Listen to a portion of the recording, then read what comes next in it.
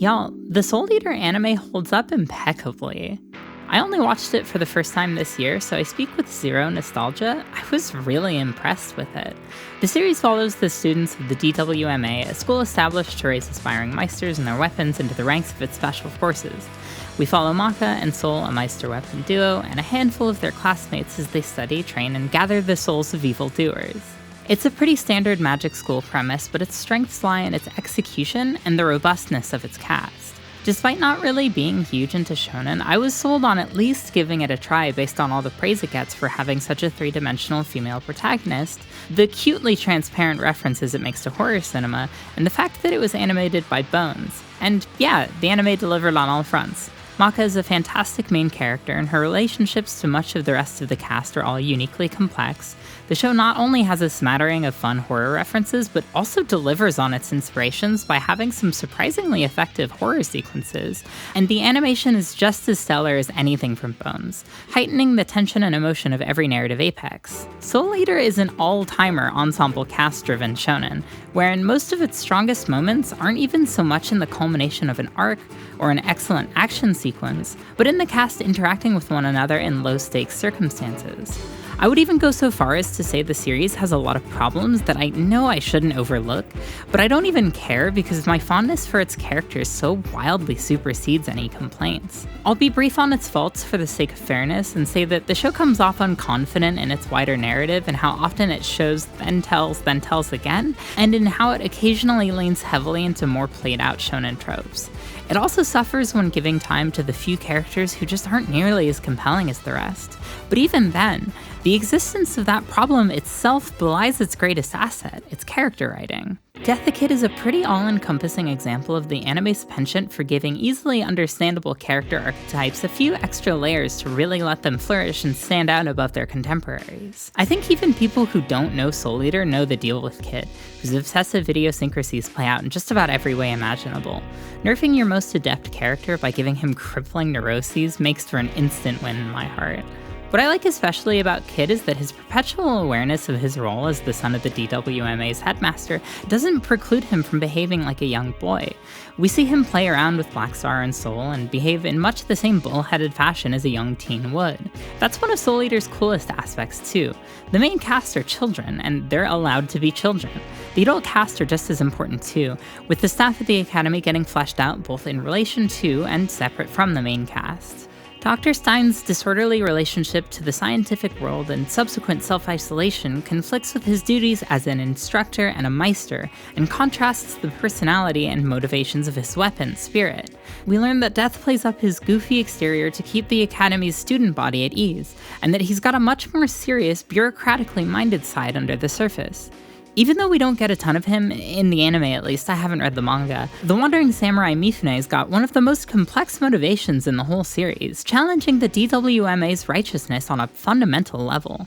Everyone's super well-rounded, with even kids' bimbo cowgirls getting a decent amount of interiority. The only characters the series really fails are Black Star and Tsubaki.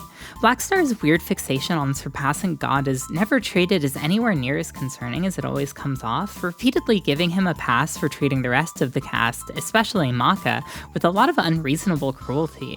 Tsubaki, his weapon, winds up being reduced to an almost entirely passive role, with the one arc she does undergo mostly just being in service to confusedly demonstrating more of Black Star's personality and motives than it does Tsubaki's own. Maka, atop being a compelling protagonist in her own right, shines most when paired with others. Her relationship to her deadbeat dad is all at once hilarious, sad, sweet, and relatable. Each of the duo is uniquely sympathetic, with Maka having every reason to feel disdain for her father, and with Spirit being shown to truly care about his daughter and being entirely inept at prioritizing that love in ways that come across to her. Neither's feelings negate or invalidate the others, and therein lies the nuance. Maka and Soul's dynamic is strong too, allowing Soul's understated characterization to come out in full effect. Soul comes off a little undercooked. We see that he's got a preoccupation with being cool and aloof, but this never really comes to much of a head, instead being switched out for an inner struggle with a yearning for greater power in order to protect his friends no matter the cost, which also doesn't amount to too terribly much.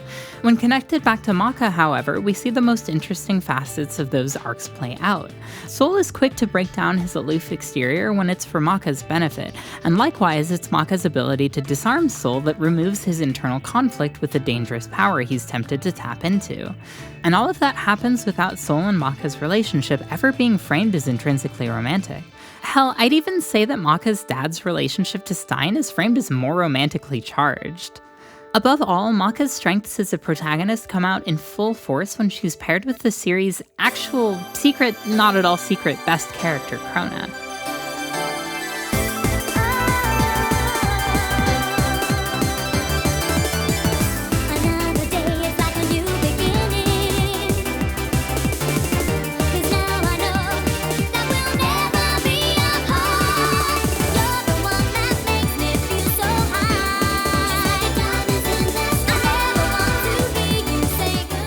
God, Crona's so good. Crona owns so much. Okay, so like a lot of Soul Eater, a description of Crona's arc on paper is pretty established genre fare. An unwilling villain given the chance at a better life through the empathy of a protagonist, but it's all in execution. Crona is an immediately likable character. From the onset, their personality is clearly defined. Perpetually nervous and ill-equipped for everything put upon them, using raw power as a shield for their emotional vulnerability. Before there's even an inkling that they'll wind up on the side of the DWMA, it's impossible not to want to root for them on some level. Every time they said, "I can't deal with this," I was endeared to them more and more. I think this is especially helped by what a fantastic job their Japanese and English voice actors do in characterizing them. Maya Sakamoto is always great, but I honestly think Maxie Whitehead suits them even better. There's so much pathos in her performance. That hurts me. It hurts. It hurts. It hurts. Stop moving around like that. You're squeezing me. Don't poke me. Ow, stop already. Don't push my nose. The entire dub cast is great, honestly. Props to Funimation for making a dub I actively preferred watching over the original voice track. During Maka's second fight with Crona, she enters Crona's soul and experiences the sadness that lies within them, a childhood of abuse and manipulation at the hands of a mother who only ever sought to use them as an experimental tool. Maka sees in this moment that Crona needs the warmth of another person more than she thinks she needs revenge for the wound Soul received during their first encounter with Crona, and in the end, Crona and Maka both grow a little. This is again a simple notion, but the imagery within Crona's mind is evocative, and the emotions at play are so clearly and directly communicative. The anime's second season sees Crona enrolling at the DWMA, reluctant to be around others for the first time, still feeling shame for having previously fought against the Academy, and being unfamiliar with how to deal with both large groups and with others engaging them in good faith. You 100% go into this arc expecting there to be some amount of friction caused by their presence from within the main cast, but they immediately recognize Crona as one of their own, going out of their way to make sure they feel just as welcome and accepted as they are. Crona's adjustment to life at the DWMA is slow, their trauma not so easily absolved by having simply made a friend. Over time, they slowly open up to their new companions, learning to enjoy life at the Academy and recognizing the warmth of others as genuine. You know that Simpsons bit that's like, whenever Poochie's not on screen, all the other characters should be asking, "Where's Poochie?" That's exactly how I feel about Crona, sincerely. They make every other character better just by being in the same scene as them. Take Marie, an instructor at the Academy introduced in Season 2. Her defining personality trait is her kind disposition. Not a bad thing, but pretty simple. When paired with Crona, however, this takes on an understatedly motherly dynamic. Marie sees that Crona needs extra compassion and treats them as an equal, using their mutual newness at the Academy as a common ground for the duo to establish a connection, one that Crona needs as a positive replacement for the role their mother once played in their life. Holistic improvement with proximity to Crona is no more the case than with Maka, which is saying a lot because she's already one of the best and most fully realized characters on her own. There's this small moment where Crona, feeling conflicted about their remaining sense of duty toward their mother, asks Maka about her mom. Maka says she admires her mother and that, despite her absence, she still loves her. She's her mom after all. I love this moment.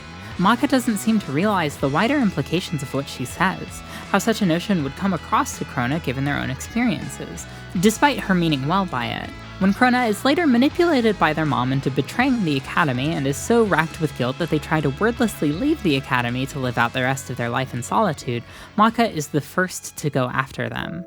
When they come clean to her, Maka's response is one of frustration, but not with their betrayal. Instead, with Crona's insistence on blaming and speaking ill of themselves for actions they ostensibly had no control over. The two cry it out, and so do you, the audience. Likewise, Marie doesn't immediately forgive Crona for their actions, but doesn't scold or turn her back on them. It would have been so easy for the show to milk drama out of this moment, pushing Crona away from the cast until the end of the series to ostensibly repeat their arc a second time. And for a while into season 2, it seems like that's the direction it's headed in, but everything resolves in such a mature way, one that delivers on the audience's desire to see Crona succeed and heal and be happy. So, the elephant in the room with Crona is without a doubt their gender. It's a nice elephant, a kind and gentle elephant, but an elephant nonetheless. I really don't have much to say about it because it's never addressed in the series, with the creator outright stating their gender is unknown. What's interesting to me about this is that their arc has nothing to do with a crisis of identity or anything like that. None of the cast ever even comments on it. They simply accept Crona so unquestioningly that their gender never comes up. And I think that's neat. Of note is that the anime and original translation of the manga use he pronouns when referring to Crona, most likely because they use the first-person pronoun boku, which generally, but not always, is considered a masculine pronoun.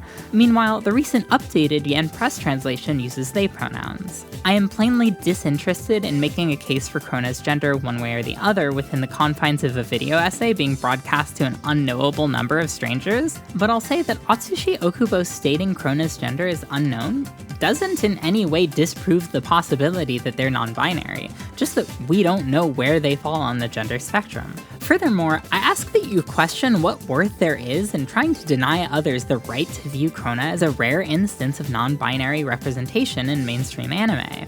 And before anyone tries to argue that viewing Crona as non-binary is an act of inflicting Western political ideals into Japanese media, the equivalent Japanese term X-gender has been in circulation independently from and for the same amount of time as what is generally thought of to be non-binary's precursor term genderqueer. So yeah, Crona's great, and is the crowning example of Soul Eater's ability to effortlessly endear and invest you in its characters. I've only just recently watched this series, but already I can say with certainty that Crona is an all-time favorite character of mine. Okay, that's all. Thanks for listening. See ya!